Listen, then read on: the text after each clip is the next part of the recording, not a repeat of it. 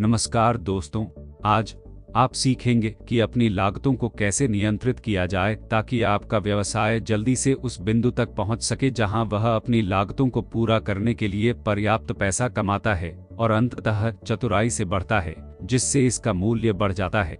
सरलता के लिए मान लीजिए कि अचार का एक पैकेट, जिसे हम 1 इकाई कहेंगे, का बिक्री मूल्य 100 रुपए है। जब आप अचार की 1 इकाई 100 रुपए में बेचते हैं तो सामग्री की कीमत 45 रुपए होती है। बॉटलिंग और पैकिंग के लिए 5 रुपए और अचार के परिवहन और वितरण के लिए 8 रुपए जोड़ें। इसके अलावा 5 रुपए विपणन और विज्ञापन में जाते हैं। तो आपकी परिवर्तनीय लागत, जो आपके द्वारा बेचे जाने वाले अचार की संख्या के साथ बदलती है, अचार की प्रत्येक इकाई के लिए लगभग 63 रुपए है। अब आइए उन निश्चित लागतों को देखें जो समान रहती हैं चाहे आप अचार की कितनी भी इकाइयां बेचते। जब आप अचार की 1 इकाई को 100 रुपए में बेचते हैं तो कारखाने की जगह किराए पर लेने के लिए 1 रुपए और बिजली और पानी जैसी उपयोगिताओं के लिए 1 रुपए अलग रखें और अपने श्रमिकों को भुगतान करने के लिए 3 रुपए तक, यदि आप बाहरी श्रमिकों को काम पर रख रहे हैं। यदि आप ऋण लेते हैं तो आपको जो ब्याज देना है उसके लिए अतिरिक्त 1 रुपया शामिल करें। यह सब अचार की प्रत्येक इकाई के लिए निश्चित लागत के लगभग 6 रुपए तक जोड़ता है। जब आप निश्चित और परिवर्तनीय दोनों लागतों को जोड़ते हैं तो 100 रुपए में बिकने वाले अचार की प्रत्येक इकाई बनाने के लिए आपको 69 रुपए खर्च करने पड़ते हैं।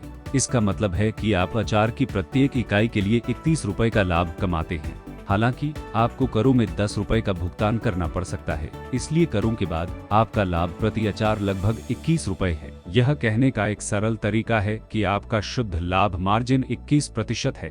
अब नियोजन भाग के लिए आपके पास 2 विकल्प हैं। या तो अपने लाभ का कुछ हिस्सा व्यवसाय में फिर से निवेश करें या अपने लिए पैसे का उपयोग करें।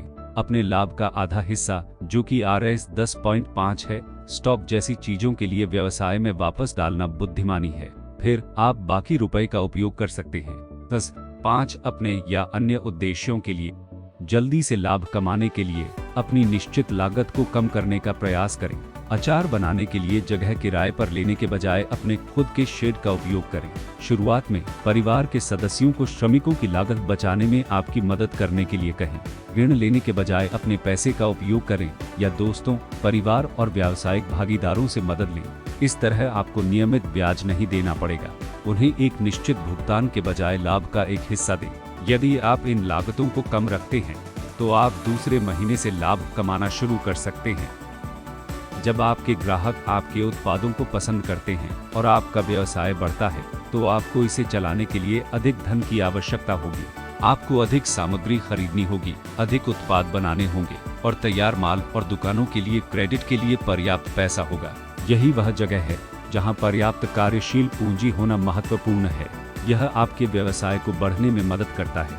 आप इस पैसे को बैंकों या स्थानीय समूहों से प्राप्त कर सकते हैं, लेकिन अपनी कमाई का उपयोग करना सबसे सस्ता तरीका है।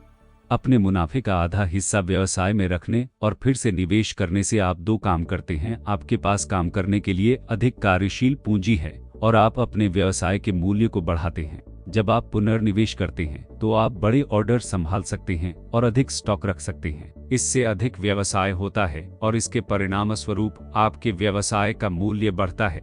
आइए आगे देखते हैं। यदि आप दुकानों की संख्या बढ़ाना जारी रखते हैं तो आपका व्यवसाय रुपए का हो सकता है 40 से रु. पहले वर्ष के अंत में 60 लाख। यदि आप दूसरे और तीसरे वर्ष में दोहरी पाली में काम करते हैं तो आपके व्यवसाय का मूल्य RS 85 लाख से 1 करोड़ तक हो सकता है। जितना अधिक पैसा आप अपने व्यवसाय में वापस डालेंगे उतना ही अधिक क्रेडिट आपको मिल सकता है। जितना अधिक आप बेच सकते हैं और आपका व्यावसायिक मूल्य उतना ही अधिक जाएगा। All the best. Please like, share, subscribe to Vyapara Coach channel.